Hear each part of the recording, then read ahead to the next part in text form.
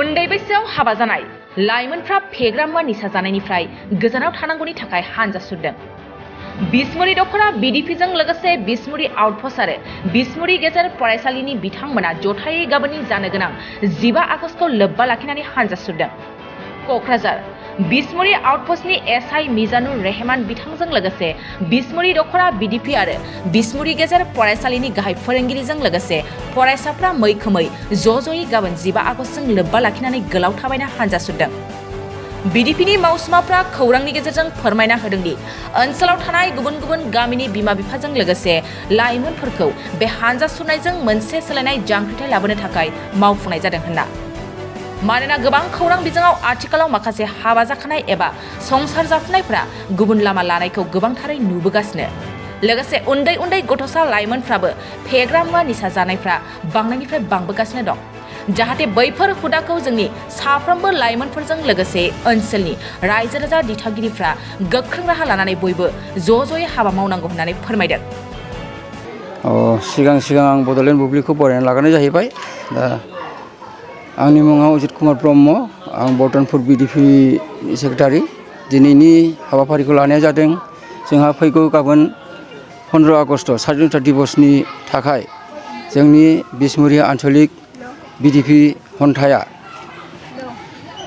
बिसमुरि गेजेर फरायसालिनि आरो गुदि फरायसालिनि फरायसाफोरखौ लाफानानै जोङो मोनसे रेलि खालामदों।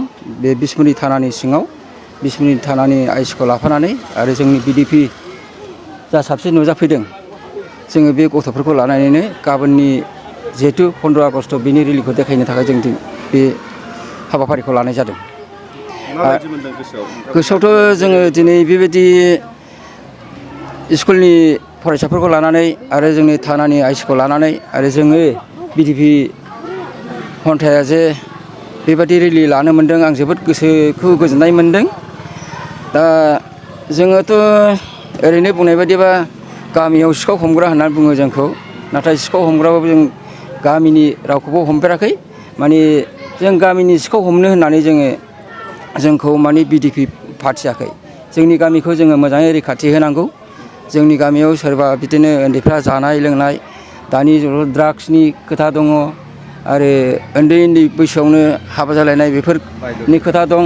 दा बेफोरखौ जाहाथे जोङो बिडिपि जानानै गामिनि गावबुराखौ लाफानानै गामिनि साननो हनो गोरों मानसिफोरखौ लाफानानै जोंनि गामियाव बेफोरबायदि उन्दै गथ'फ्रा जुदि आखलाव थांदोंबा बा लोंनाय जानाय बेफोरबायदियाव थांदोंब्ला जोङो बिसोरखौ सामलायनांगौ।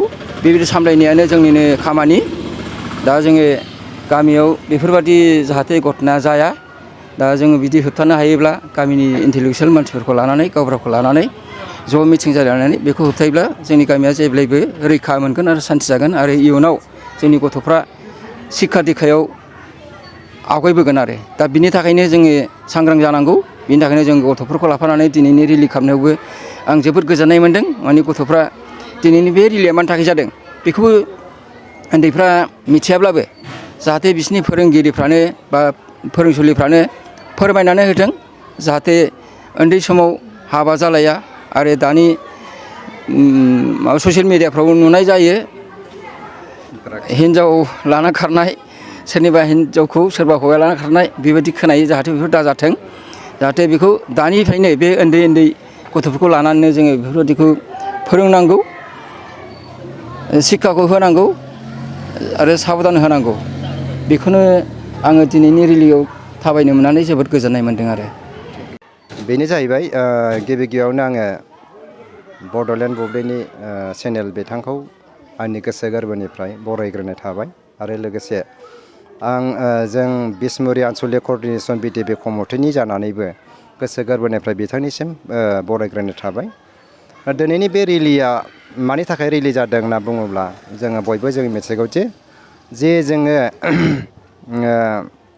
जोङो दाख्लै थांनाय सनिबार खालि मोनसे बिसमुरि आन्चलिक क'र्डिनेसन बिडिपि कमिटिजों प्लास बिसमुरि आउटपस्टनि गाहाय इनचार्ज आइसि बिथांजों आरो लोगोसे जोङो क'क्राझार जिल्ला थानानि डेपुटि एडभाइजार सार, लोगोसे सिअ' बिडिअ सार, जों गासैबो जोङो बिसमुरि आनसलिकनि सिङाव जेसेबांनाखि जोङो बिडिपि कर्मकर्ताफोर दङ आइजो माहारि आरो हौवा माहारि जोङो गासैबो जोङो जयै मिलायनानै जोङो मोनसे मेल जानानै थाङो। बे मेलावहायनो दिनैनि बे हाबाफारिखौ लानायनि थिरांथा बै समखालिनो लानाय जादों आरोखि। दा बे हिसाबै गमामायैनो दिनै जोङो दिनैनि बे गाबोननि जानो गोनां 15 आगस्ट जों लोब्बा लाखिनानै जोङो मोनसे फुड रिलिखौ जोङो लानाय जादों।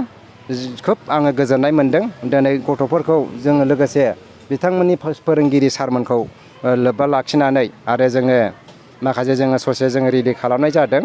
दा बिनि थाखायनो बिनि गेजेरजों आङो एसेबाबो फंनैसो आङो बे बिथांनि चेनेलनि गेजेरजों बुंनो खाबु मोननायलाय बेनोल' जोङो माखासे जोङो ससियेल मिडियायावहाय गोबां बिदिनो बायदिसिना जोङो जाफ्लेबाय थानाय जाथायफोर जोङो नुयो बा खोनायो।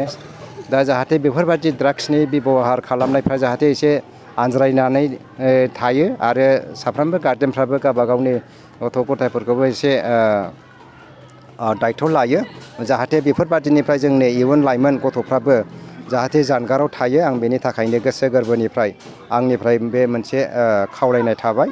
आरो लोगोसे इयुनावबो जाहाथे दिनैनि फरायसायानो गाबोननि सासे गोग्गो दैदेनगिरिबो जाहैनो हागौ, गाबोन सासे डाक्टारबो जाहैनो हागौ आरो गाबोन सासे उकिलबो जाहैनो हागौ। बिनि थाखायनो दिनै लाइमोन बैसोआवहाय बेफोरबायदि गाज्रि गिना मानि जाहाथे बेब'हार खालामनायफोरखौ गोजानाव थायो। आं बेनि थाखायनो नैबे दिनै बिथां बड'लेण्ड निउस चेनेलनि बुब्लिनि गेजेरजों आं बेखिनिखौनो आङो बुंनानै बेखिनियावनो आं दोननाय जानोसै। जाहाथे बबेबा मोनसे माबाफोर भुल फान्थिफोर जादोंबा जाहाथे रायजो राजा नोंथांमोन नायगिरि बिथांमोना जाहाथे आंखौ खमाहा होयो। एसेनोसै, गोजोनथों। Thank you. बन्दे बन्दे बन्दे भारत माता की, भारत माता की, भारत माता की। Thank you.